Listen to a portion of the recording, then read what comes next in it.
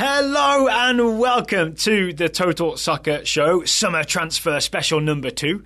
My name is Daryl Grove and I'm joined by a man who, I'm sick of repeating it, is not for sale. I will not accept any bids, but maybe if you up your bid a little bit. His name is Taylor Rockwell. Hello. Hey buddy, how you doing? Pretty good. Nice. Except I suspect you're only using these rumours as a way of improving your contract with the Total Soccer Show. That is correct. Yeah, but I can't publicly acknowledge that, so instead I have to say that I love the club, but then maybe also not say that I love the club. It's a fine line to walk. I haven't seen you kiss the Total Soccer Show badge lately. Do we have one? If so, I would. We've got some T-shirts in the I'll go cupboard. put a jersey on, then I'll kiss it. That'll reaffirm my loyalty. Because there's no way a player could kiss the badge and then immediately move clubs in a week. So we are here to discuss the summer transfers. We did do this once before, definitely before the Gold Cup, maybe 6 weeks ago. Yeah.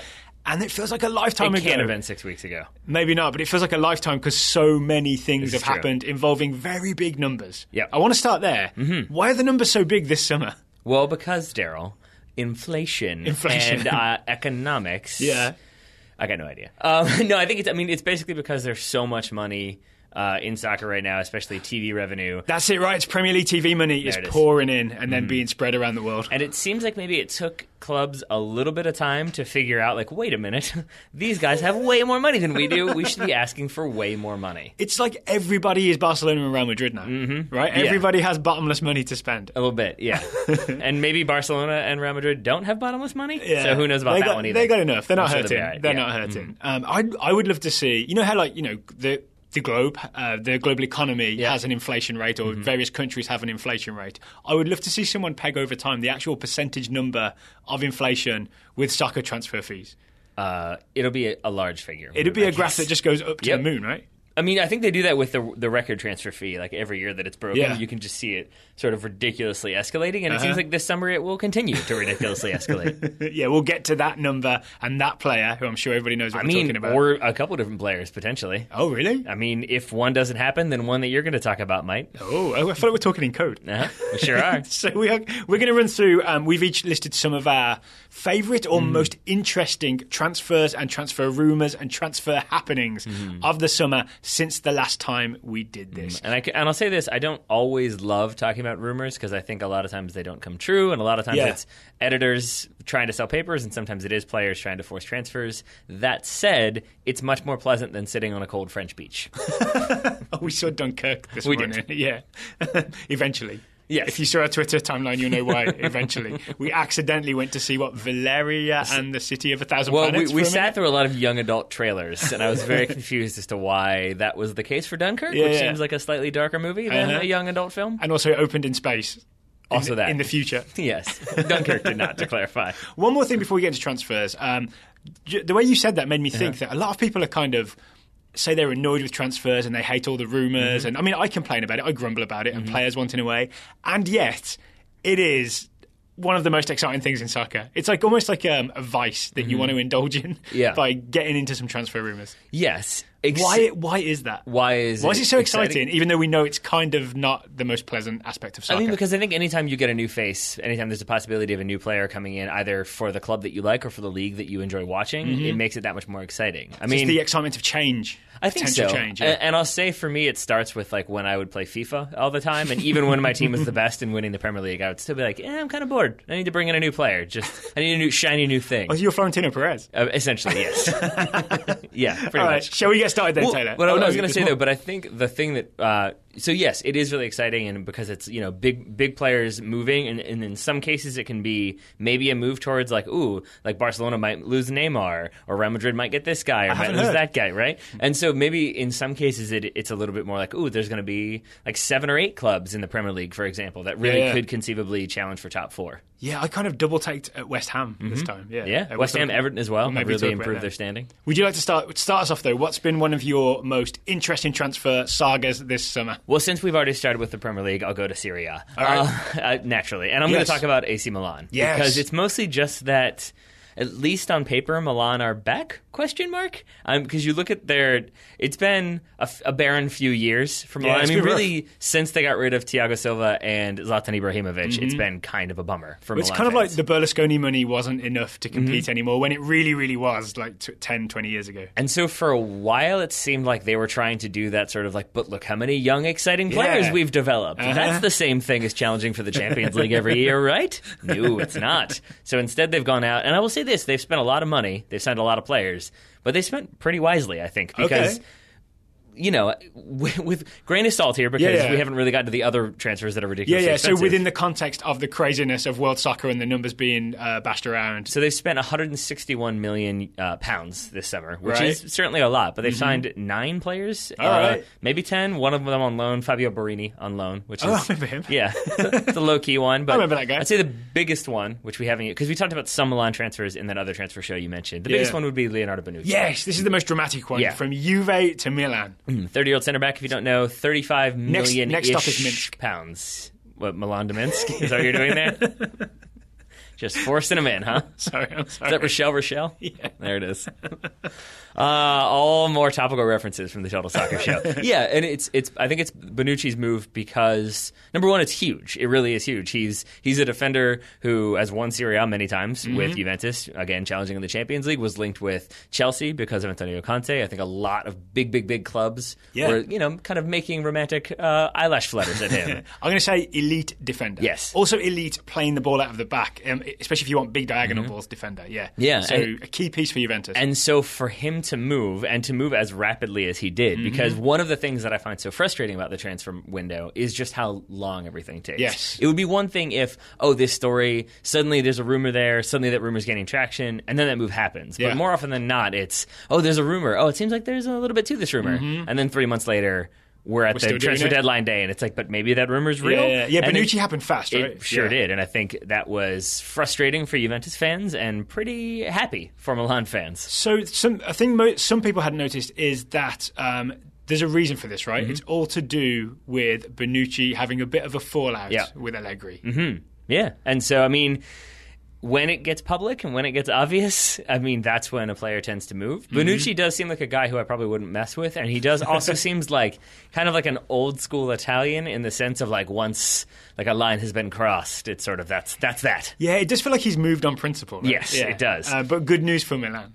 Yeah, and especially because if you look at what they've done. So I mentioned Bonucci. They've also got Matteo Musacchio, who we talked about previously. He's another center back. You've got Ricardo Rodriguez from Wolfsburg. Now you've got a left back. You've got Andrea Conti, not to be confused with Conte, a right back. They've got 2 defensive midfielders. They've got an attacking midfielder. They've got forwards. They've really... Silva, they signed Silva, the Portuguese I mean, we can run through them all, yeah. I wasn't that familiar with until watching him this summer at Confederations Cup. He really looks a player. Yeah, and 21 is the other key thing there, because like Bonucci is 30. I think Musacchio might be 26. He's a little bit older, but for the most part, it's younger players in their prime players, which again is not something we've seen from Milan in recent years. But okay, so all these look good on paper, genuinely, because they're not big numbers, they're good ages. 30 for a defender is good because you're coming into your peak few years, right? Yeah. This could all go wrong when Spalletti puts them all on the field. It could be too many new guys all at once. And that is a thing. It's certainly a thing because worth noting also Hakan Çalhanoğlu. That's kind of a name. Of course, free kick master. Lucas Bilia as well, the Argentinian defensive midfielder, who I think it might be a starter for the 2018 World Cup, or at least in and around that squad.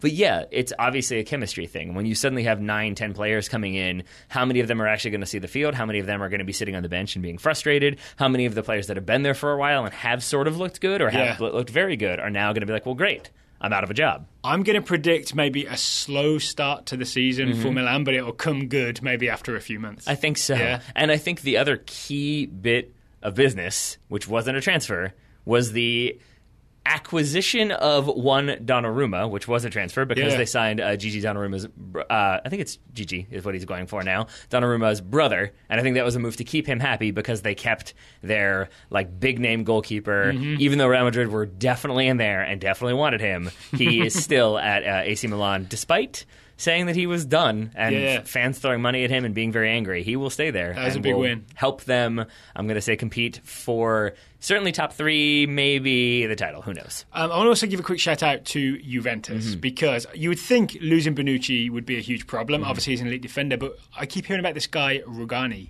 or maybe Rugani. Daniele Rugani? Yeah, young 20-year-old defender, centre back. I feel like there may be a chance for him to step up, and we'll see what he's made of. They've also got Benatia. Remember they signed him from Bayern. Yeah, and he couldn't quite break into that. That back line was kind of Barzagli, Bonucci, and Chiellini, or just Bonucci and Chiellini if it was a back four. Suddenly there are guys just who've been waiting. I feel like Juventus has a lot of depth, and it would just be easy for those guys to replace, maybe. And one quick adjustment before we get too many tweets about it. We probably already got one or two. I thought I remembered it and wanted to check. I did check. It is true.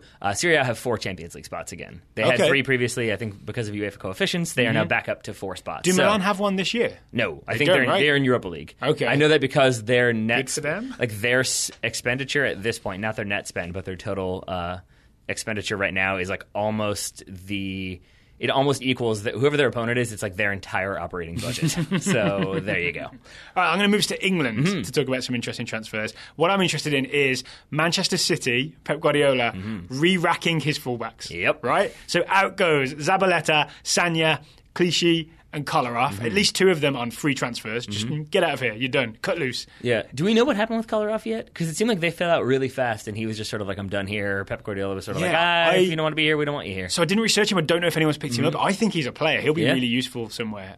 When he's not being moved to 5 different positions in one season? Yeah. In comes Kyle Walker for 50 million. Heard of him. In comes Benjamin Mendy for 52 million. Heard of him. And in comes Danilo from Real Madrid. Sort of heard of him. So four fullbacks out, only 3 come in. Right? Yep. I was thinking about this. What are they going to do? It's a weird Thunderdome. But why get Danilo from Real Madrid and get Kyle Walker, 2 right backs?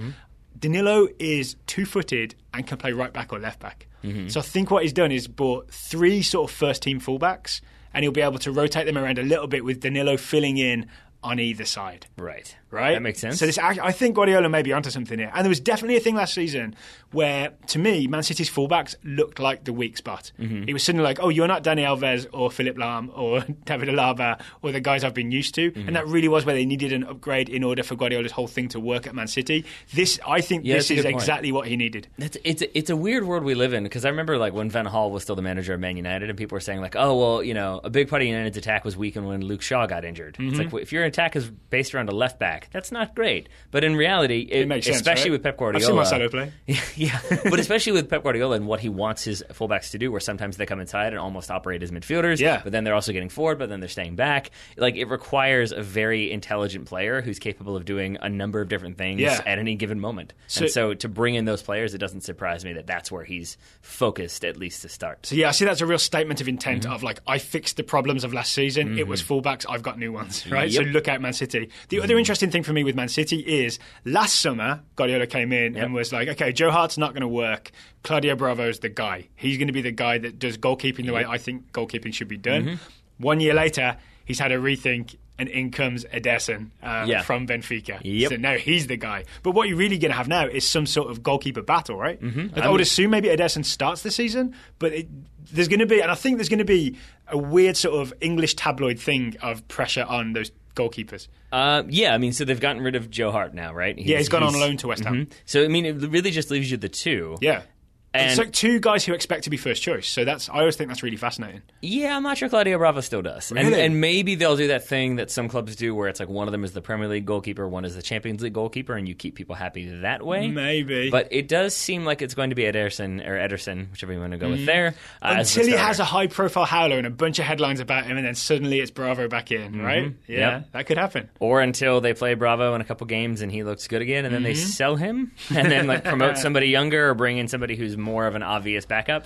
That's also a possibility. The other question I had about Man City is that it has gone from Alexis Sanchez is definitely moving to PSG to Alexis Sanchez might be moving to Man City. What do you think about those rumors? Do you think there's any truth there? Do you think that's a possibility? I saw the thing today of Alexis Sanchez saying he was too ill to attend practice, which is what Arsene Wenger had asked, and he posted on Instagram, I'm sick. I'm too sick. With a really unconvincing sad face. And it looked a little bit like he was wearing a snood, which is it's a bold move. It's pretending maybe I've got the shivers. And it is like as I recall, because I looked at it briefly when you showed it to me, it's an almost comical, like, pouty lip of like, oh, I'm sick. And it's just like, you are clearly not sick. Yep, it looked like a bad remake of Ferris Bueller. If they remade that movie with a cast that was not convincing. Especially because, not the Ferris Bueller part, but especially it looks fake because, as I talked about before, when you're injured, you don't roll around 6 times on the ground. That usually means you're faking it. If you're truly sick, you're not taking selfies. That's not a thing that you're doing. There's no sick selfie, right? No, there's not, because you're gross. You got like snot, you got tissues all around you, you got a fever, you look terrible. You're not like sort of handsomely sitting on the couch with your puppy, which is what he was doing when he took that selfie. Well, there's better news for Arsenal fans later on. I've got some Lacazette talk. All right, well, since I kind of brought up Alexis Sanchez deliberately because he factors into the transfer merry-go-round that tends to happen, because I'm now going to talk about Chelsea. Okay. It's been a strange summer for Chelsea, I would say, mostly because I think at the start of the summer, if I said Manchester United and Chelsea are both going to sign big-name strikers, one will sign Lukaku, one will sign Morata. You would think like, oh, okay, Lukaku's going to Chelsea, Morata's going to Man United. Yes, I really thought that was happening. Has been the case. Yes. Yeah. So instead, Chelsea have signed Alvaro Morata from Real Madrid, £55 million, which is actually a decent bit of business, again, given, number one, the way this market has gone, but number two, the fact that Madrid, I think we're holding out for $80 million from Manchester United, when I think Manchester United, I don't think this is just my homerism here, and I'll talk about this a little more later, but when Man United sort of tricked them and used them a little bit, because from what I understand, they were never actually trying to get Alvaro Morata. He was like the second or third option for Mourinho. You say so, buddy. But instead, Morata has ended up at Chelsea, which I think is going to work very, very well for Antonio Conte. Why so? Because he is essentially Diego Costa without a lot of the Diego Costa issues. Like, he can play on the counter, he can play back to goal, he's a very talented goal scorer who's going to have a lot to prove, he's going to be hungry. I mean, and he has at least some familiarity with the system, given that he played at Juventus. So there's just reasons to believe that it's going to be a very good signing. Okay. I would say on top of that, you look at the other business they've done. Bakayoko, but this is one that I think it's like an underrated one, but they've signed Willy Caballero from Manchester City on a free as a backup goalkeeper. And you kind of want like a backup goalkeeper who's there, but you're not going to have that drama. You're not going to have that like, oh, Courtois had a couple howlers. Carlo Cudicini. That was the guy in Mourinho's first reign at Chelsea, right? Who backed up Peter Cech and just didn't complain about it and was like, I love playing in the Carling Cup 4 times a year. Yeah, exactly. Yeah. and so I just think it's been a very... From a Chelsea team that looked very well organized and intelligent last season, it has been a very well organized and intelligent transfer window, even though I think they did kind of miss out on Lukaku. They've gotten Morata. They've gotten, as you said, Timo Bakayoko, who I think is going to obviously strengthen that midfield. Matic is going to be panicking, right? Isn't Bakayoko, he's not going to replace Conte, so he's N'Golo Conte, so he's going to be replacing Matic. Yeah, and then Cesc Fabregas is even more so panicking. So yes, I think there's probably going to be some players leaving. And didn't Rudiger come in as well? Why you do this? Is my time. Oh, this is my team. This is my interesting thing. Because then you look at Rudiger coming in, and it's Nathaniel Ake has been sold. John Terry is retired, so there are opportunities at centre back. John Terry's gone to Aston Villa. He's retired. From Chelsea, that is what I meant to say. But either way, John Terry's retired. So Rudiger comes in, and he's an immediate impact. He's an immediate challenger to be in the center-back duo. So if you're playing a back three, then it's not a duo, but he's definitely in there with contention. And then you've got a challenge in terms of Gary Cahill, who's been named out and out the captain for Chelsea this season, and David Luiz. But then you still have Matt Miazga is no longer there, but you still have Andreas Christensen, who I think is going to be given some looks to see if he could maybe handle center-back opportunities. I think Kurt Zuma is still at the club, but is likely leaving very soon. So it seems like they've kind of done the business they need to have youth and stability at the same time. Do you think Dave Azpilicueta still keeps his spot? I think he'll keep a spot. I'm not sure what that spot will be. But I don't see him leaving either, because he seemed like he was a pretty good servant for the club last season. He could also play wing-back, I think, as well, if they need him to. Again, Chelsea just looked so solid last year that I don't think they needed that much reinforcement. I think they needed to nail down a couple things, and I think they've done just that. So I think it's been a good The Diego Costa drama is over, right? Now that Morata's here. Well, at least in terms of, like, we need him to play, so therefore we need to keep him happy. Now they just have Morata, and pretty much you can imagine they're just going to kick Diego Costa to the curb. And can now sort of do whatever they want. So before, I think a couple clubs knew that he was on the outs. The tweet got leaked by Diego Costa that Antonio Conte had said, like, you're not in my plans, which means his value goes way down. But now that they've brought in Morata, now they can kind of say, like, no, we're content just to let him sit and have him be a backup. So now clubs have to kind of bump that figure up just a little bit more. And so I think it's either going to be a European, maybe non-rival, Atletico Madrid still in the picture, or maybe a move further abroad for a lot more money. Okay, moving on to my next pick. I want to talk Spurs. Sure. Who are weirdly, I want to say, the most interesting club in the entire transfer window. I can guess why. Why? Because they ain't signed nobody. Because they ain't signed nobody, which I think is a double negative, but yes. They ain't not signed nobody? How about that? They sold Kyle Walker to Manchester City for £50 million. And you would think that's a problem. But if you think back, Walker was kind of in a neck-and-neck competition with Kieran Trippier at the end of last season and was losing at some point, right? So it's not as if you can't even definitely say they've lost their first choice right back, right? Yep. The other reason I find it really interesting is they haven't signed another right back to compete with Trippier, Yeah. but they do. They should sign a French guy called Trippier and really make it a contest. They have Kyle Walker-Peters. Yep. You know the whole thing of there's only two Kyle Walkers. Right, so I watched the U20 World Cup. I saw Kyle Walker-Peters playing left back. Realised he was out of position. He used his right foot a lot. He is a right back. He still looked very good at left back. I honestly think he may be able to not like replicate exactly what Kyle Walker did, but I think Spurs will be fine like this. And I also think this may be the thing I've always wanted a team to do, which is to really put their faith in talented youngsters. So you got guys like Josh Onoma, who I was really excited about. Harry Winks coming through. Remember the English Messi, Marcus Edwards? There's all these guys that should deserve a chance, and if Spurs don't go panicking like everybody else and just promote some youth to fill out the ranks, hold on to Harry Kane, Dele Alli, Eric Dyer. Remember there were rumours, and essentially Mourinho said, "Yeah, I'll give up." All those guys have stayed. They've lost nobody except Kyle Walker, and even that was okay. Yeah, and I would look at it this way: from an American perspective, like they have Cameron Carter-Vickers, obviously, who's still kind of on the periphery there, sometimes making the squad, sometimes not. If Tottenham had gone the way that Chelsea went, and it's like, well, yeah, we're going to bring Andreas Christensen back, but we're also going to sign Rudiger. Yeah. So, there's that. Like, it's not as though Spurs have brought in another center back to sort of compete in there and knock the young players further down. Yeah. So I think it speaks definitely to the quality that they have there and the belief in that quality. Yep. But I'll also say this about Kyle Walker moving. Bill Simmons was a big believer in the idea that, if you sign a player from a team, so say Man United signed somebody from Wolves. If Wolves fans' response is I wasn't going to say if the Wolves. It was if the Wolves' response is. But anyway, if their response is sort of oh, you've gotten a great player there, he's a great guy, he's going to do really well for you. That's what you want to hear. What you don't want to hear is what it seems like the Tottenham reaction has been. Is sort of for $50 million? Okay, that's fine. Which makes me wonder if maybe Tottenham fans had seen some things that they were sort of yeah, he's good. Yeah. But, $50 million? Sure. No problem with that. It's because $50 million makes him sound like the best right back in the whole world. Yeah. And I don't think he is, right? So, yeah, there's a lot of... I can see why Spurs fans are not so worried. Yeah, he was not in my UEFA 11. Right.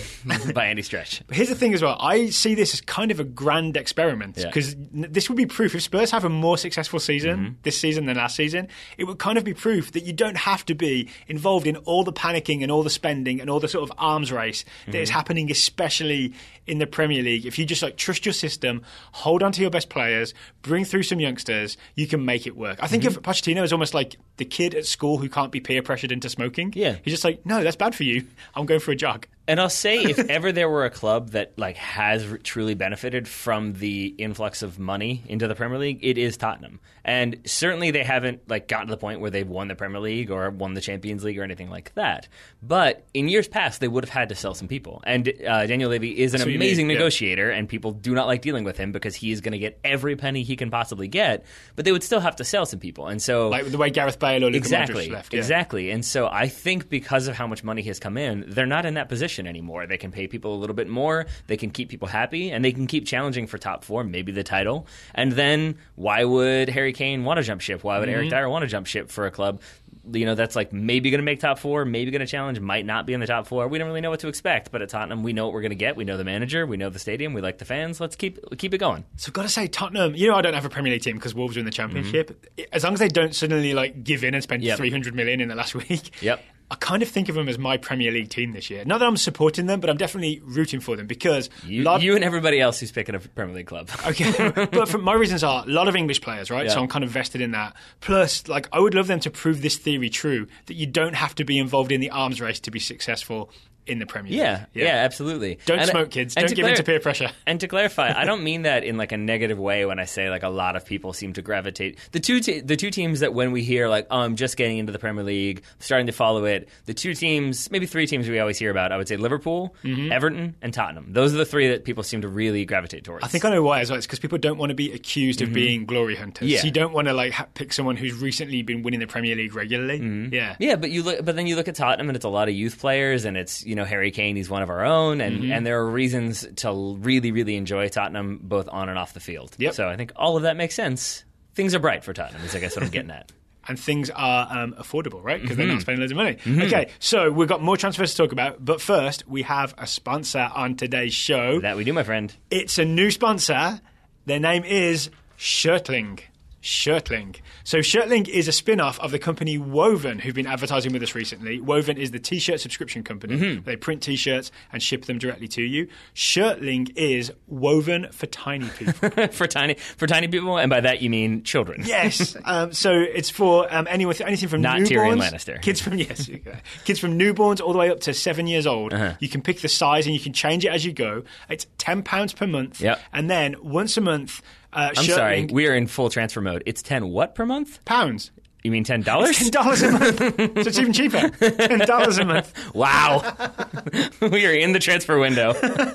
So for $10 a month, Shirtling will send you a designed T-shirt in the size of your kid. You select the size. And they're really kid-friendly designs. There's boys' designs, girls' designs. I looked at the boys' designs. There's sort of like a dump truck and a spaceman and things like that. So they'll have a designer do a fresh kid design every month. And I think I don't have children. My brother has a 2-year-old. And I asked him before, like, how do you just keep everything clean? He was like, yeah, we just don't, man. We just really don't. And so I imagine having... like once a month, having a new piece of clothing come to your house would be very exciting, because then you don't have to go out and buy stuff. You can, just have it come, and you can focus on keeping your kids as clean as possible. Yeah, because these are the two things. As I understand it, again, I don't have kids, but my sister has 2 kids. Yeah. First of all, kids grow, so they grow out of their clothes. There is that. Second, they seem to manage to destroy clothes. Also that. So you go through a lot of clothes. So with Shirtling, if you do the subscription, you're guaranteed to get one piece of clothing arrive every month, and you can up the size as the kids grow. Best part is... the kid's name is on the mail. I like it. Right? Yeah. So I don't know if you know this, but kids don't get a lot of mail. They do not. They don't. But when you subscribe to Shirtling, their T-shirt will come in the package with their name on it, and you don't really know what the design's going to be until you open it. Yeah. Right? So it's like, it's a package for the kid. It's like it's like Christmas every month. Yeah. In the sense that they get one present and not 400. That seems to be the way we're going. Small Christmas every month. And also, there's an aspect with Shirtling that is not with Woven, which is the draw and share. Yeah. And I kind of want to complain that you can't do this with Woven. I mean, you could send them an email, I'm sure. So when the kid opens the package, there will also be an option to sort of replicate a drawing. Then you share it, so the kid has an activity, essentially, right? You draw it, you share it via social media, and then every month Shirtling will pick a winner, and the winner will win prizes such as a Nintendo Swift or Big Wheels. I know what one of those things is. I don't know what Big Wheels is. I mean, I think it's just like the plastic tricycle thing. Oh, okay. I could be wrong. I don't know these things. All right. I also don't have children, again. But Nintendo Swift, I also don't know what it is, but I'm going to assume it's a game console. Yeah, I think you're pretty safe. So the Wii is dead then? Is that where we've reached? I guess so. So if people are interested in this offer, Daryl Grove, what can they do? How can they make it happen? So you go to shirtling.com. The link will be in the show notes. And you'll get 25% off your first order if you use the discount code TSS2017. TSS2017 for 25% off your first order. Thank you very much to Shirtling, SHIRT, shirt, LING.com for sponsoring today's show. Link will be in the show notes. There we are. What's next, Taylor? Well, what's your next transfer? Since we've gone with the Premier League, I will stay with the Premier League. Okay. And I will talk about Manchester United. Oh, your own team. Okay. I will talk about my own team. Now, view behind the curtain here. Yeah. We were picking, we were kind of divvying up who was going to do what. And I think I tend to not want to talk about Man United because I don't want to go down that road. But in this case, I guess I'll just own it and take it. Because the obvious news with Manchester United is the signing of Romelu Lukaku. Yeah. Best buddies with Paul Pogba, it seems. Yes. What's that? This whole little transfer, I'll call it a little transfer saga, a mini transfer saga, was really interesting because when the news was announced, Lukaku was already on vacation with Pogba. Yes, and then it comes out. In there's Hollywood, been lots I believe? Yes, and then there have been stories coming out that whenever Lukaku was in Manchester for a game or for anything like that, they would go out to dinner. Pogba would always drive past Old Trafford and be like, "Huh? And I guess there's like a lot of different stuff where Pogba has been trying to actively recruit Romelu Lukaku to come, because I guess they are just good friends. Yeah, the story I read was that they met up when they were both they were at Chelsea and Man United respectively back in the early Paul Pogba days when he was at United, but they were both not playing, and so they met in the stands one time and became friends. Wow, that's amazing. Yeah. That's and awesome. I did not know that. Since. I like this. I like this. And now they're playing together. And now they're going to be best buddies on the field. And the reason for that, again, as I mentioned earlier, it seems to be because Ed Woodward, as much as I'd like to be critical of him and not love him at times, it seems like he is getting better at this whole transfer thing. Yes, because essentially, from what I understand, it was a foregone conclusion that Romelu Lukaku was going to Chelsea. Yep. Everybody just kind of assumed that was going to happen. And the only thing that I haven't been able to figure out is how he knew that like negotiations hadn't really picked up yet. But so then it became, who are United going to go after? They've got to replace Zlatan Ibrahimovic. Lukaku's off the table. It seems like Alvaro Morata is the best bet, given that he seems surplus to requirements at Madrid. That said, Madrid know United need a striker, so they're charging a lot of money. They were asking, like I said, for $80 million. So it sounds like United were sort of like... Is that a David De Gea fax incident tax? There's a decent chance that they were doing that. Yeah, and there's been some speculation that it was like $80 million or... like, we'll give you Morata, you give us De Gea, and we'll give you some money, too. Which, again, all of that was sort of drummed up, and the interest was drummed up, it seems like, because United were actively negotiating with Everton behind the scenes. It seems like, from what I understand, Mourinho gave Ed Woodward the 4 positions he wanted to strengthen and the 4 players for each position. So it's basically, if you can't get him, go for him. And Lukaku was his number 1 target. And so I guess from the end of the season, United were negotiating with Everton, like, very discreetly, but all the while talking about... How do you negotiate discreetly? You, like, write it on a piece of paper, fold it up, and, it's like... a silent fax. Yeah. No, I mean, I think just sort of not making their interest known, maybe involving as few people as possible so the word doesn't get out. And I that's guess how there are that deal two ways. comes through. There are 2 ways of doing it, right? You can sort of have someone kind of wink, wink, alert the press and make it a story that adds pressure to get the deal done, or you can do it quietly, slowly, and don't alert the press. Yeah. And it's gotten to the point with Manchester United now that, like, anytime a transfer gets really drawn out, I tend to believe that it's not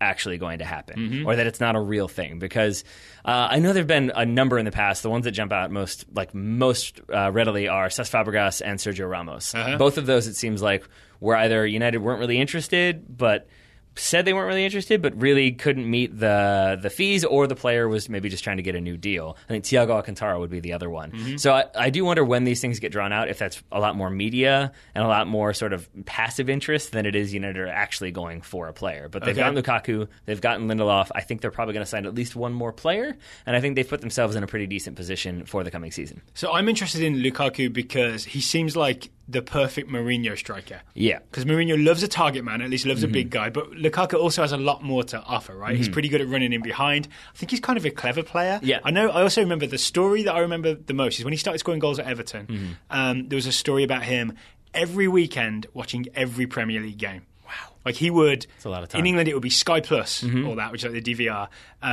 Or Virgin Media Record, I guess. There are 2 companies. Anyway. Everyone really needs you to figure this out. Sorry, yeah. But Lukaku would watch every game so that he'd had a good look at what every defence was doing and what every striker was doing in the Premier League every weekend. Or he just liked watching soccer. Oh, I mean, but both. It was both. It was like I enjoy watching it, but also I'm learning about every team every weekend. So he's that kind of guy, which makes me also makes him a Mourinho kind of guy, right? Because Mourinho loves the details, loves the dossiers. He does. My only concern with Lukaku is that I feel like for the longest time, the kind of criticism about him is that he was a little bit wasteful at times, that it took him a couple chances before he would get on the score sheet. Now, I could be wrong there, but that's what I remember. And a lot of the articles I've seen are sort of like, yes, Zlatan Ibrahimovic was an amazing signing for Man United last season, but he was wasteful. There's a good article by, I have it in front of me, Shahan Ahmed, and he basically was saying that United's defense was really solid last season. It was the joint second best in all the Premier League. They only lost 5 games. Chelsea lost 5, Tottenham lost 4.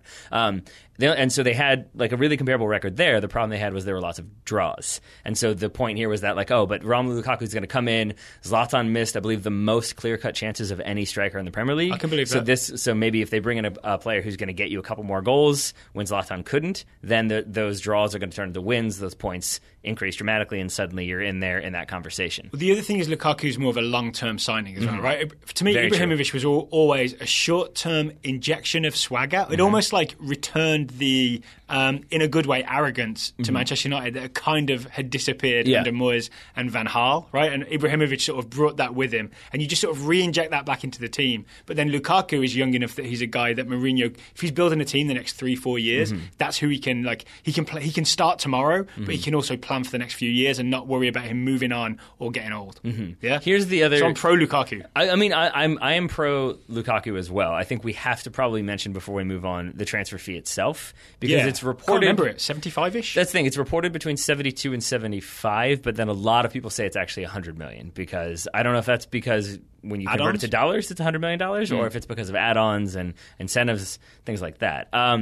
And on the surface, again, that sounds like a lot of money, and it certainly is. But number one, not my money, so I really don't care. If the club wants to spend that, they can spend that.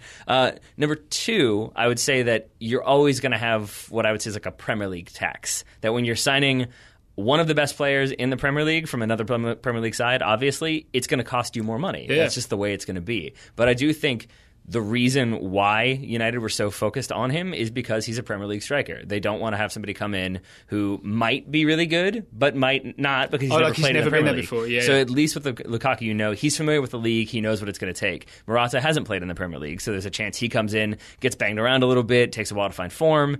You can't really afford that if you're Manchester United. That's interesting. All right. You were more up on Morata when you were saying how great that was for Chelsea, though. I mean, the thing is, I was more up on Morata when I looked into him, because I can't say I know that much about him. Like, I remember him from Juve, and then I was bummed that he went back to Madrid, not because I have any malice towards Real Madrid, but I just knew he wasn't going to get very many minutes. That's true, right? But so didn't he get one Champions League minute? In the final? I think to pour salt in the wound. Get your medal. Yeah, exactly. Go and get your shine box. Yeah. Felt a little bit like that. Just sort of intentionally insulting Juve. But so I think Morata I'm more up on now because Chelsea only paid 55. Only is a crazy thing to say. No, that makes sense. Because, I mean, if United had paid what Madrid were asking, then it would have been another $25 million for a player that was not really ever going to start at Real Madrid. And therefore, I felt like United or Real didn't really have that much of negotiating power to hold on to that fee. Got it. Another guy not officially involved in this deal, but kind of involved in this deal is that Wayne Rooney went back the other way to Everton, right? Which I thought was a really interesting deal because in a world where transfers are kind of malicious and nasty, and it's not always a pleasant experience. This Wayne Rooney to Everton thing seemed like handshakes all around. Right? Yeah. United let him out of his contract and let him go on a free. There's some speculation they may be even helping with some of his wages so that Everton can pay him a decent salary. Rooney seemed happy to go back there, and there's a real homecoming for him, right? He's from I think it was the only. Issues. He says there were other clubs interested. I'm pretty sure it was the only club of the caliber he wanted, right? Roughly, that was ever going to bid on him. The only non-Chinese club. Yeah, basically. Yeah. But then also, the Everton fans were kind of bitter when he left, but they seem to be welcoming him back. It's one of those happy stories. Provided he doesn't have a terrible season, this is a happy story. Wayne Rooney going back to Everton. It is. My only hesitation there is that I like Wayne Rooney. I don't love Wayne Rooney. I haven't since he initially kind of let it be public that he wanted a transfer way back I remember when. all that, yeah. Ever since then, I was like, maybe you're not that much of a faithful servant as you are kind of a mercenary. By the way, that's a revelation that I think every soccer fan has to have at some point. It's an important one that it's when you suddenly realize that you probably love the club way more than any of the players do. Yeah. It's worth remembering. It's you think of it as a company, right? Probably say that you on our desk is a Coke Zero, okay? Yeah. Say we love Coke Zero. We probably like it a lot more than someone who has to work at Coke every day. This is definitely true. But it's not as though Wayne Rooney. I mean, maybe he'll be a little bit more motivated. Maybe he'll be a little bit fitter.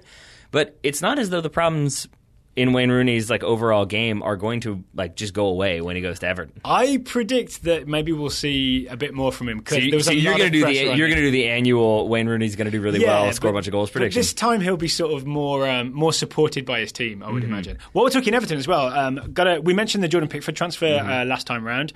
This time I also want to talk about Michael Keane. I think that's a huge signing for Everton. Okay. So they're suddenly signing not super young, but early 20s Englishmen who have big and bright futures. So Everton, another team that are adding really, really good pieces. I mean, and that's why I said, going back to the very beginning of this show, that it feels like there are legitimately 8 teams that could challenge for top 4, maybe even more. Yeah, okay.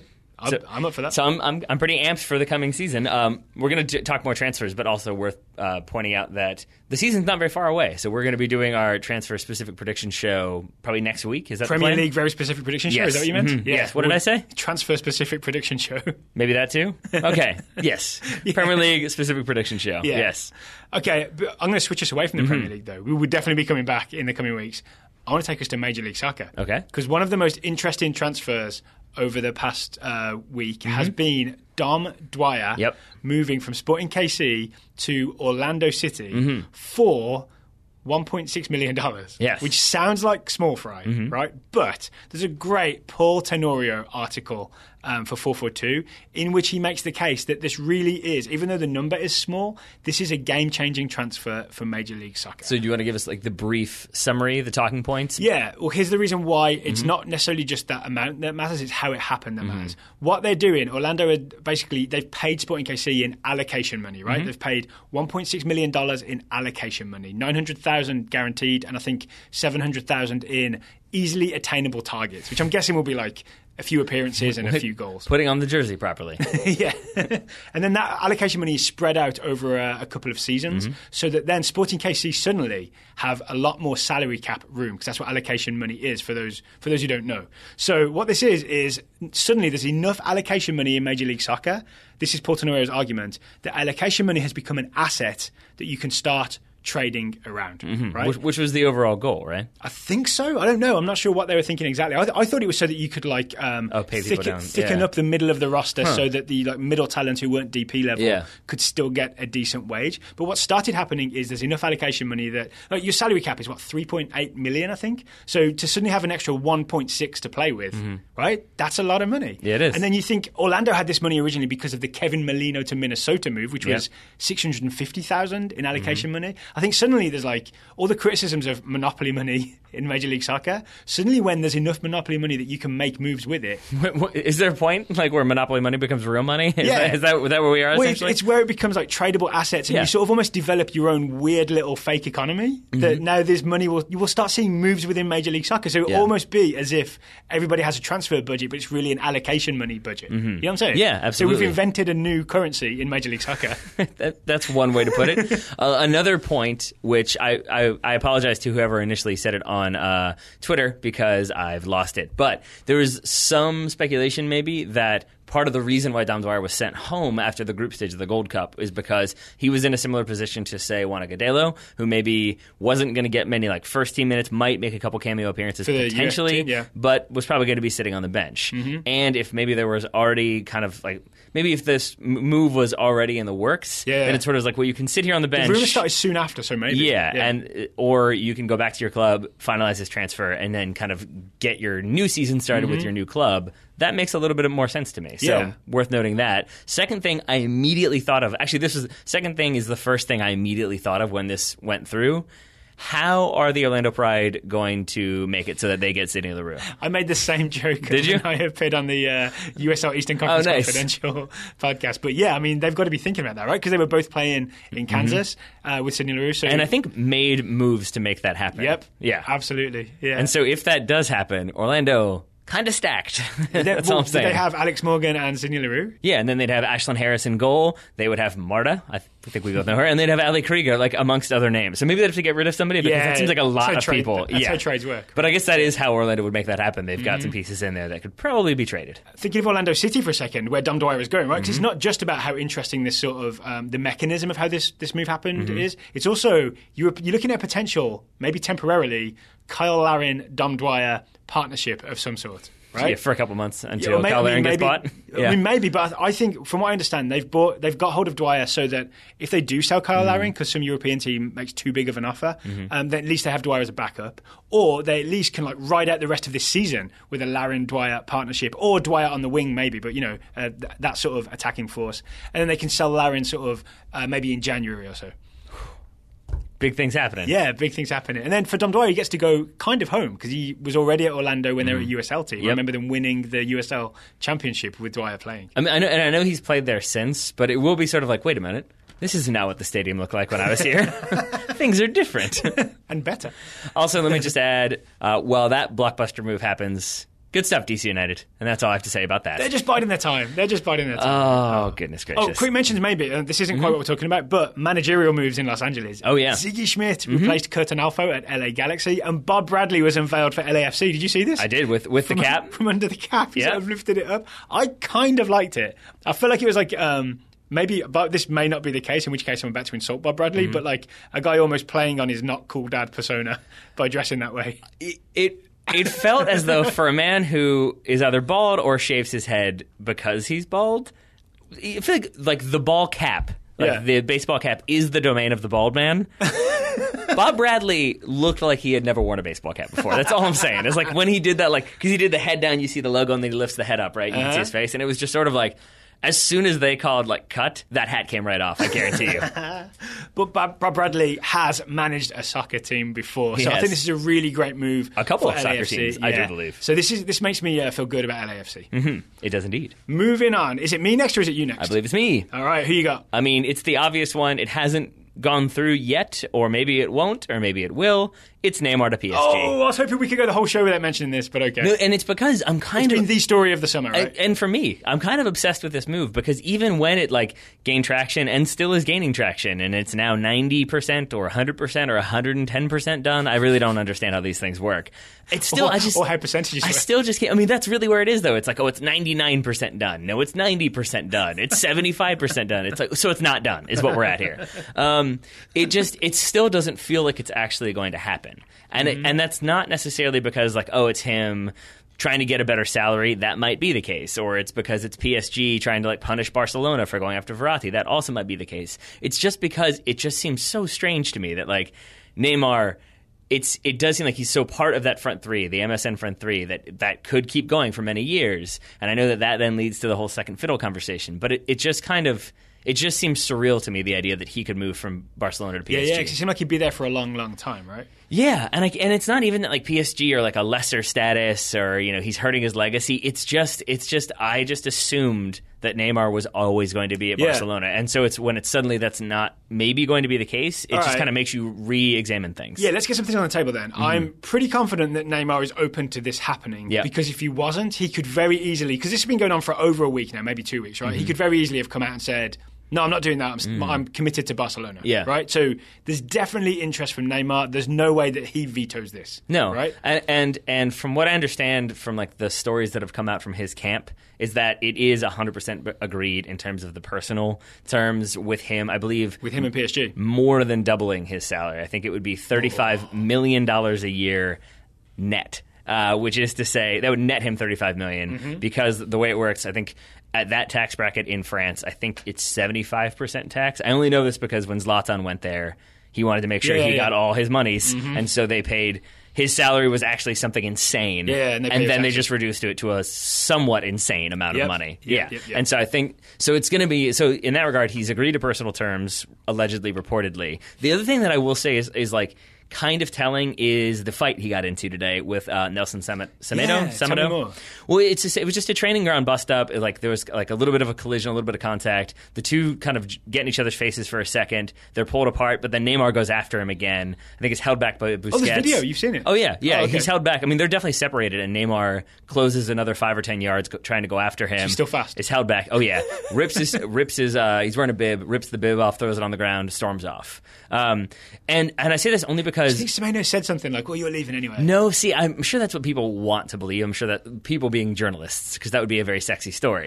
I think it's, what I mean more so is like when you're in a negative space, when you are sort of like, I kind of don't want to be here anymore. I'm kind of mentally checked out. I'm ready for this transfer to go through. You've got to Ferris Bueller it like Alexis Sanchez. Oh yeah, you vote call and say. Well, no, but it's just sort of like when you're in that, lick like your palm. that's what Neymar should have done. I think maybe that's what caused the fight. Maybe, but you know what I mean though. That like if you're kind of like ready for something, like I'm ready for this to be done. I don't really want to be here anymore. Stuff's gonna set you off. If you're happy, if you're staying, if you're like, no, I'm 100% committed to this club. I'm gonna be here. Whatever, we had to dust up, but I'm gonna keep playing. You don't kind of storm off. To me, that speaks to a little bit of frustration. But this is also why I hate the transfer rumor mill, because now I'm like dissecting a story that I still think is nothing, but maybe is something. That's what it makes you do.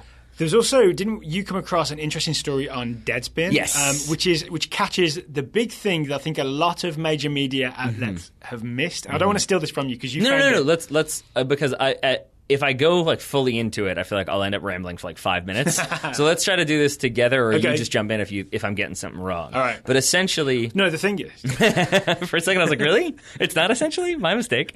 Basically, the fee that has been like bandied about is right around $260 million. Dollars, key point so there. 222 euros. Yeah, right? I think so. And that would be to activate Neymar's release clause. Now, the issue is that with Spanish release clauses, at least most Spanish release clauses, the player has to actually pay that figure. Here's the easy way of describing it: is for most things, there's a minimum fee release clause. Yeah. Where if a club bids that amount, you have to let him then move if he wants to. In Spain, it's actually a buyout clause, and the player is supposed to buy himself out of his contract, and then he becomes free. So it's a different mechanism we're talking about. And UEFA really review these things because it's a way to, as I understand it, cheat financial fair play essentially, because it's not a transfer fee. It's not a transfer fee. So then you could get around financial fair play by the player paying that fee. The difference here would be that with a lot of players, I think they monitor it, but it's like within reason. So I know like some players, if their release clause is 25 million, there's a decent chance that player doesn't have 25 million just laying around, and it's probably been given to them by the club or through some intermediary. But maybe they can look the other way because it's like, but he's probably got like 10 million laying around or something like that. It's a reasonable amount. There is no way that Neymar has 222 million euros laying around, or if he did, I don't know. especially because it's a lot of money. Well, it is, but I would also say especially because he's come under the tax evasion allegations and convictions. So then you kind of can't say like, oh no, but I secretly had this money laying around. But that's the other element is for Neymar to buy himself out of his contract for 222 million euros. He would also then they'd have to pay tax on the income that he gets from PSG to leave him with a net again of 222. So it would be more like 300 million. Yeah, because that's what they've said is like, but then like PSG could just, or the Qatari royal family could, give him 300 million for being like an official spokesperson for the 2022 World Cup, as though it needs more marketing. Because no one knew that was happening. Right. So, and even then, that's still a lot of money. And so it seems like that is kind of the stumbling block at this point. How can you make it so that Neymar can activate that clause? And that's why I think this one is ongoing. I do think that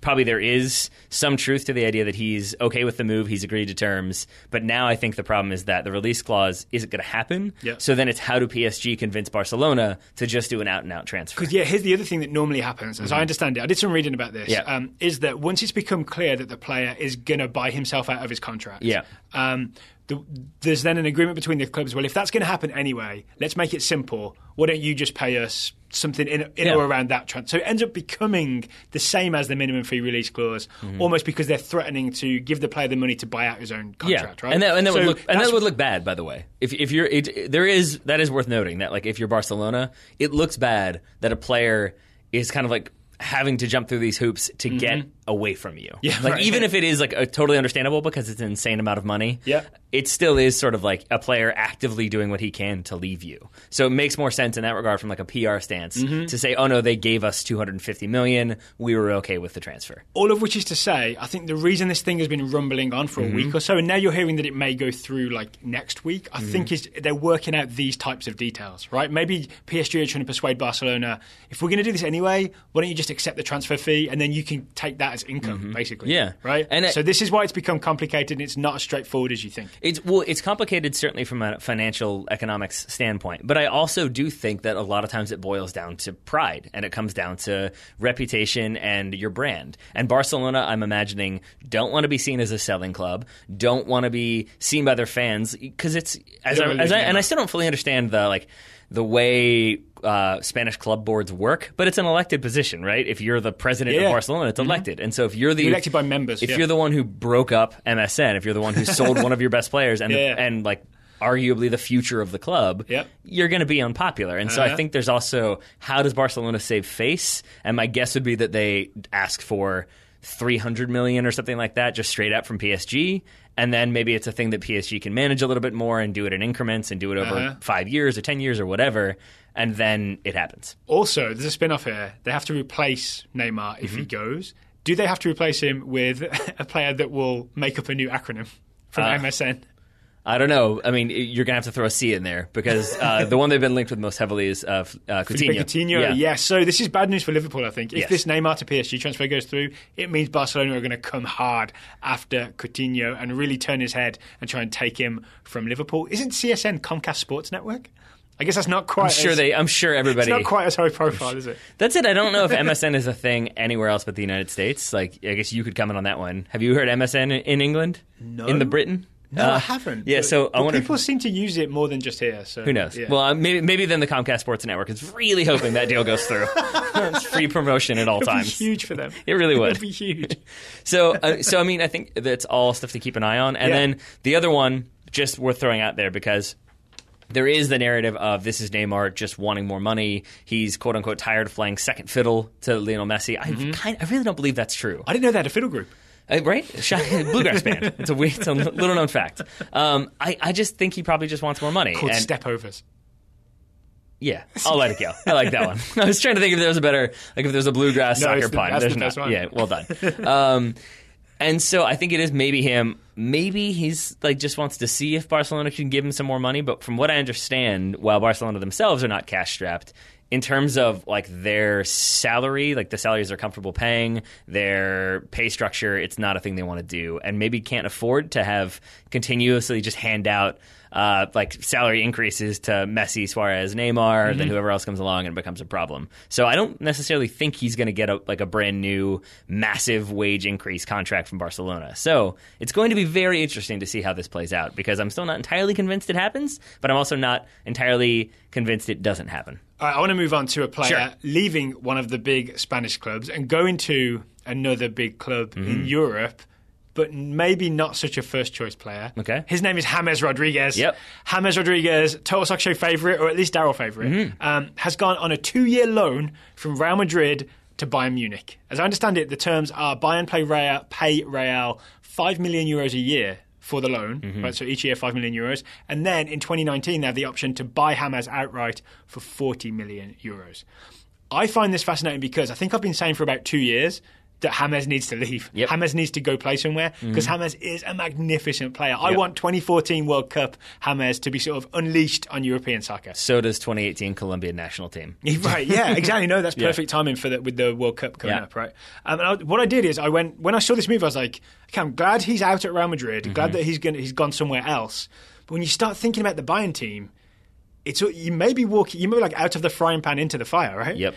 So I looked at their front line. So they have a lot of central midfielders. Just get this, even with Xabi Alonso retiring, Bayern's central midfield, they can choose from Thiago, Vidal, Sebastian Rudy, who they just signed, and Tolisso, who they just signed. So they've got 4 sort of high-end central midfielders. Javi Martinez can play there as well. So he's not going to play central midfield. They're usually Lewandowski as the central striker, right?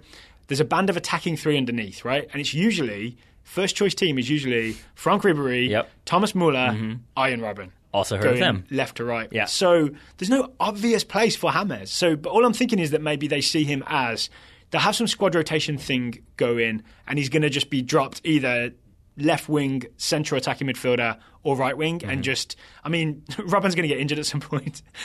Yeah, he'll get minutes. Neither of those two gentlemen are particularly young. Yeah, it's true. Worth noting. Right. And so and I think we've also heard that from Gaillard Webb about Serge Gnabry, that like maybe the loan move that has happened, he is a Bayern player, he's on waiting for Ribéry and Robben to eject. And it's essentially those two go, maybe then it's James and Serge Gnabry are your two wingers. But I would say, and here's the positive side I came down on. In the end, I looked at all of Bayern Munich's players, and obviously they've got all positions filled, but they don't have another player like James. Yep. Right? Like but like a very number 10 attacking midfielder, orchestrate the play kind of thing, right? Their other attacking midfielder was kind of Thomas Müller, who is not that. He's a very different kind of guy, right? Only Thomas Müller is like Thomas Müller. Yeah. And it does say something to me. It makes me like James a little bit more. Not that I didn't like him, but it makes me like him just a bit more. That I think he said his best friend so far at Bayern, or his favorite person at Bayern so far, is Thomas Müller. Yeah. Thomas Müller we know is a bit of a weirdo. Yeah. And I just like that James is like that guy. That's the one. Oh yeah, like the one who like takes a megaphone and runs around training and steals a golf cart and just does weird stuff. Yeah. I like that he likes Thomas Müller. That makes me happy. Here's my question for you though about James. Yeah. One thing that you've been advocating, though. You've definitely been saying he needs a move because he's such a good player. We've actually disagreed on that to some extent. But your argument was you wanted him to move to a club where they would build the offense around him because that's what makes him shine. He's a player that can handle that pressure and can handle that responsibility. I don't see Bayern doing that. Me neither. I can't see them rethinking everything. So then does that make you less pleased with this? I'm happier than when he was just at Real Madrid, but I'm not as happy as if he'd gone somewhere like, I don't know, if he'd gone to West Ham, for example, and they'd just been like, all right, you're the new guy. Yeah. I would have loved that, because I think like a lesser team, all respect to West Ham fans, but lesser than Bayern Munich, with James absolutely at the centre of things. I almost miss those days when great players would play for not quite the top tier teams, but would be able to shine because of it. So I'm not thrilled about this move in that sense, because I'd have preferred somewhere where he would have been the shining star, but it's still better than his situation at Real Madrid. Can I make one final point about this one? Yes. Okay. I was waiting for approval. I don't know how you are on final points. I was waiting for the point. The one thing that makes me dislike Bayern Munich as a whole is that I'm pretty confident, and that's why I went and looked at their Wikipedia page, that even with all the names you listed, we still forgot people. That's how good they are. Yeah, I'm sure. So I have a question. Did you name Thiago Alcantara? Yes. Still there. Did you name Kingsley Coman? No, still that's there. not such a threat. And there's one more in there who is, Renato Sanchez, still there, and might be sent out on loan or sold outright. More about him when we get to the Total Soccer Show scouting network. That's fair. Right. But it's just more so, they just have so many players, it's kind of insane. One of the transfer I didn't mention, Chicharito, £16 million to West Ham. Yep. That's worth keeping an eye on. They are another club that I think, when I say there's 8, maybe even 9 clubs that could challenge for Champions League, they're definitely one of them. All right. Who else you got then? Just quick mentions, or should we move on to the scouting network? No, quick mentions if you got them. Yeah, I do. There's also one massive transfer. I've got 2 massive transfers over here that I haven't mentioned. So, okay, well, I've got one that maybe under the radar because it's Italy, because we don't necessarily always pay attention to the big transfers in Italy. It would be Federico Bernardeschi, who is in the TSS scouting network, moving from Fiorentina to Juventus, which is obviously very good for Juventus. They're getting a very exciting Italian player, but it's just worth noting that people kind of forget or maybe don't know. Fiorentina and Juventus hate each other. Not big fans of each other at all. And it is one of those rough equivalent. It is really the equivalent of a player moving from Inter to Milan. Wasn't Bernardeschi part owned by Juve already? I think so. And I think Juve bought out the other half of his contract. Yeah, but I think it's definitely has not been greeted with happiness by Fiorentina fans. I saw some of the graffiti. Some of the graffiti. Yeah. So that's going to be an even more intense derby next season. Okay, one guy we haven't talked about, Kylian Mbappe. So he was the sort of teenage Monaco striker that everybody was excited about over the summer. It started strong with rumours of maybe Real Madrid, maybe Arsenal even was in there. It was mentioned at some point. Then Mbappe had this quote of, I don't want to go somewhere and not play. I only want to, if I stay at Monaco or wherever I go, I want to make sure that how old is he, 18? And I want to make sure I'm playing soccer and I don't fall behind in my development, right? But over the last day or so, this story's come out that Monaco have said, if someone meets our asking price of 180 million euros, we will let him go. Or was it 160 million euros? 180 million euros. We will let Kylian Mbappe go, and that screams Real Madrid to me. Do you remember at the beginning of the show where we were sort of speaking in code? Because I was like, even if one record transfer doesn't happen, another one might. This is what I was alluding to. Okay. So you've got Neymar. If Neymar doesn't happen, you still might have 180 million euros for Kylian Mbappe. Okay, so first of all, isn't that a lot of money for a teenager who's only really caught attention for 1 year? I mean, yes, 100%, except that Monaco are the secondary pipeline. You've got FC Porto. They're kind of a proven pipeline. Monaco as well have lots of talent that they've very ably established. But then you look at what Mbappe has done for Monaco last season. It wasn't just scoring goals in Ligue 1, which is, worth noting. He did that. But it was the way he looked in the Champions League that he That's looked what polished. Makes it 180 he million. Looked like a professional. I don't think he's worth 180 million. But I think there are reasons why Madrid would do that. Yeah. Coupled with that he is a Galactico. Just in terms of reputation, in terms of name recognition, I think he kind of satisfies that one. This summer's shiny thing. The reason they brought James in 2014 is because he shone at the World Cup. He was the shiny thing they had to have. Yeah. And I think this is all about, I've written down FOMO. I think Real Madrid have fear of missing out on this sort of big name player who's going to be the next big star. If someone else takes him, they will have missed out. So therefore they might be willing to spend 180 million euros. I really genuinely think that this would be a very, very, very bad move for Real Madrid. Really? I really do. Because they're fine. They're winning silverware. With Benzema, Ronaldo, Bale, don't mess with that. No, and look at like Casemiro, proving you don't have to go out and sign some, £80 million holding midfielder. You can promote from within. You can sell some players as they have and bring in some new players. Like, you don't need to drop insane amounts of money to continue winning. And Zidane has sort of... I've said that every time, that they don't need this player, they don't need this player, and yet suddenly they're winning multiple Champions Leagues. So maybe there is some method to the madness, because it keeps bringing trophies. I mean, it does. I would say, though, it takes some time. It's not as though they bought Bale, they won the Champions League next year. Did they do that? I'm not sure. And they may have done that. As I was saying that, I was like, they may have done that. But I think, let me say this then, because the main reason that I bring this up is because it's been Zidane advocating against that policy. Yeah. He himself, a Galactico, has said, no, that doesn't really suit what I want to do. And that's where I feel like it would be going against what he wants to bring in the new shiny thing, not least of which is because you're probably going to have to get rid of somebody then. And that somebody, it seems, strangely enough, is going to be Gareth Bale. It could be, right? Yeah. He's no longer quite shiny enough, even though he's done nothing wrong.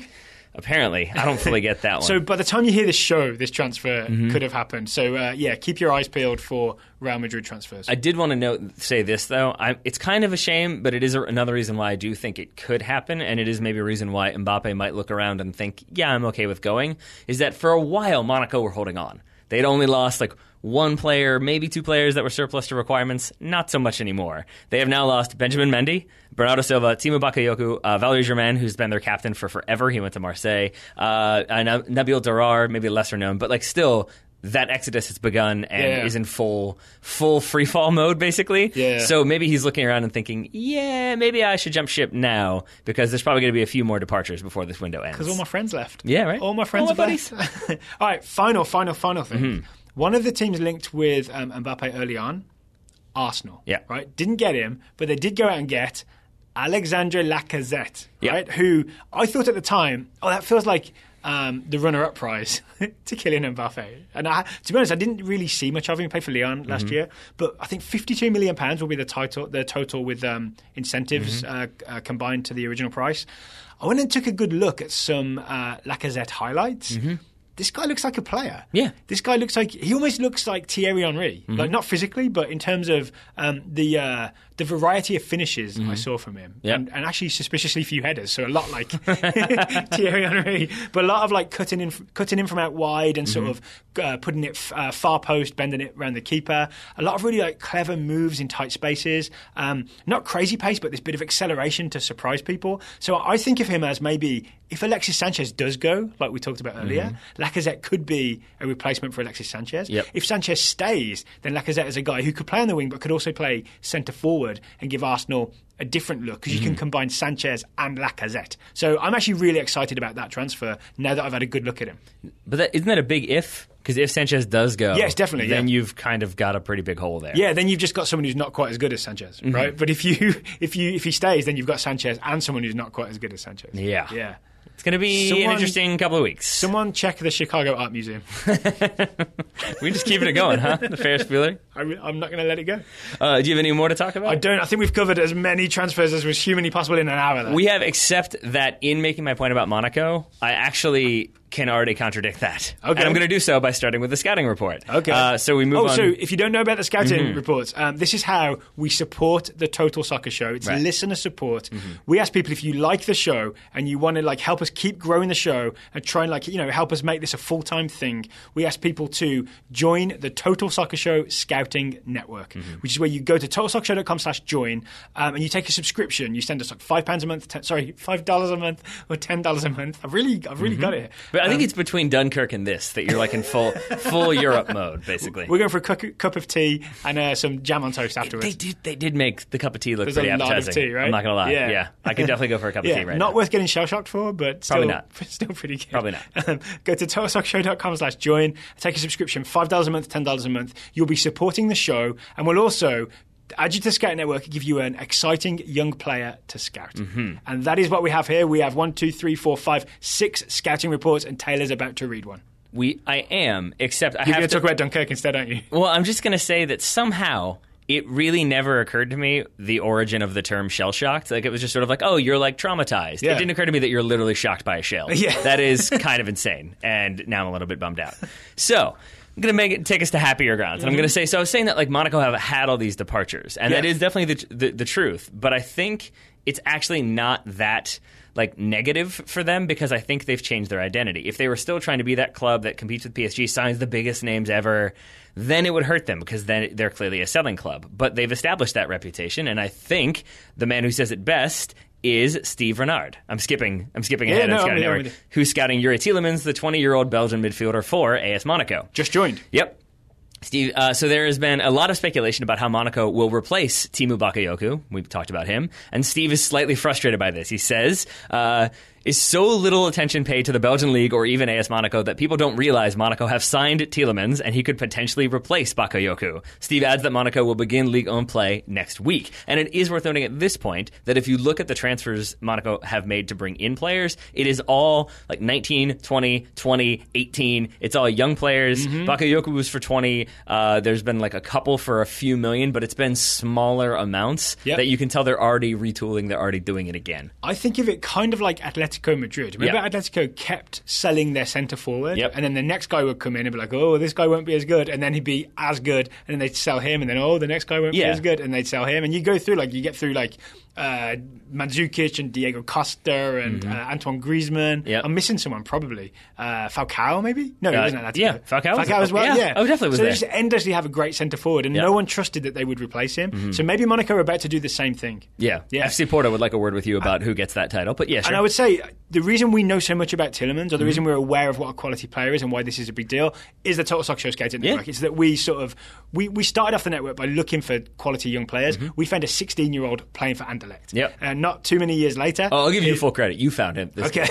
But so we were aware of this. So, but other people maybe won't be. So it will be a surprise to people. You'll see them in maybe the Champions League next year. People will be surprised that Tielemans is such high quality. Yeah, and it's. I want to say, like, my favorite thing I think about the Scouting Network is that we get really good reports with really good information. A lot of times they're very funny, but it's also just it helps us know stuff. So like, and I know that sounds silly, but like I've really enjoyed how many people, like, I've seen a few people bring out, like, can you believe that George Weah's son plays for the United States? And it was like, yeah, because I knew that 4 years ago. Because we talk about it every day, you forget that's not common knowledge. Yeah, I know, but it's just, but it wouldn't be common knowledge to me either, because I guess we've focused some on youth teams, but really it's because of the Scouting Network. We've been getting reports for literally years about Timothy Weah, so it makes me happy.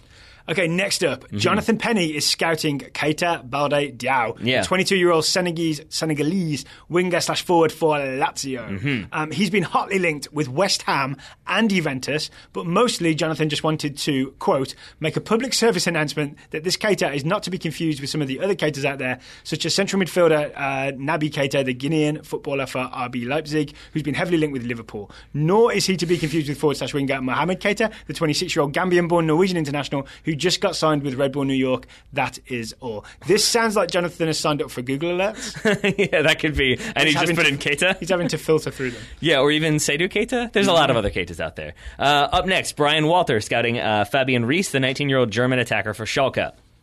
Fabian started on the right wing against Neftchi Baku. I'm going to go with that one. The Azerbaijan champions in a friendly. He assisted the only goal in the 30th minute, and Brian hopes that his performance will help get him a loan deal. Rees needs minutes, he says, and he probably won't find them at Schalke. There are rumors that he will go to a Bundesliga 2 club. He played with Karlsruher SC on loan last season. Kyle McElmany is scouting Renato Sanchez, the 19-year-old Portuguese midfielder for Bayern Munich. Oh, you mentioned him earlier, right? Kyle says, Sanchez has been a hot name this summer. Bayern chairman Karl-Heinz Rummenigge suggests as many as 9 teams are interested in him. While initially Sanchez was believed to be for sale, Rummenigge now says he's only available on loan. Frontrunners are Milan, AC Milan, with Milan being Sanchez's preferred destination, while Man United and more recently Chelsea remain in the fray. I hope he goes to Milan. I want to say, but like, to go all the way back to what I was saying about Milan and the spending spree, it shows you how far they've come. That I do not think they would have been his first choice like a couple months ago. Yeah, because it'd be like joining a sinking ship, right? Exactly. Yeah. Not no more. Calvin Derleth scouting Kennedy, the 21-year-old Brazilian left back for Chelsea. Kennedy was sent home from Chelsea's preseason tour and was subsequently fined for posting some Snapchat images that Chinese officials and fans found offensive. In addition, there are rumors that Chelsea could get a temporary ban from China. That seems overblown. And that Kennedy will now be sent out on loan or could even have his contract terminated. Maybe ex-Chelsea players could get a permanent ban from China? Yeah. Because they keep going there. Final scouting report is from Ted Tracy, scouting Rubio Rubin, the 21-year-old American forward. Ted says Rubio has been training with the Norwegian club Stabæk. He's a free agent and last played for Silkeborg. According to ESPN, Stabæk's lead striker is currently being pursued by a few championship clubs, which could potentially be good for Rubio. I had high hopes for Rubio Rubin. I didn't know that he'd been let go by Silkeborg. I didn't know that either until we got this report. I also am kind of bummed that his career has gone the way that it's like, it could be good news if this guy leaves that he might get a chance. Yeah. I did not see that coming. I felt like he was really on the verge of breaking out, and instead, here we are. Okay, well, thank you to Steve, to Jonathan, to Brian, to Kyle, to Calvin, and to Ted for the scouting reports. Again, if you'd like to join the TSS Scouting Network, it's totalsoccershow.com/join. Link is in the show notes. Give it a click. All the information will be there. Until then, Taylor Rockwell, thank you for taking the time to talk to me today. Right back at you, buddy. I meant to add, before I said until then, there I it meant is. to say... Hence my face. We'll be back next week. Yeah, there you go. So Total Soccer Show is sort of back in full sort of regular working order where we're not just doing Gold Cup, we've got all sorts of shows to do. We've got Premier League previews, we've got an MLS re-up, we've got listener questions, we've got the US team. We're going to try and pick our 23-man roster for the World Cup. Yep. I've already filled the week, I think. You have. So all of that to come in the next week or so. But until then, Taylor Rockwell, thank you for taking the time to talk to me today once again. I already said right back at you, buddy, but I'll say it again. Right back at you, buddy. Listeners, thank you for listening. We always appreciate it, and we'll talk to you again next week.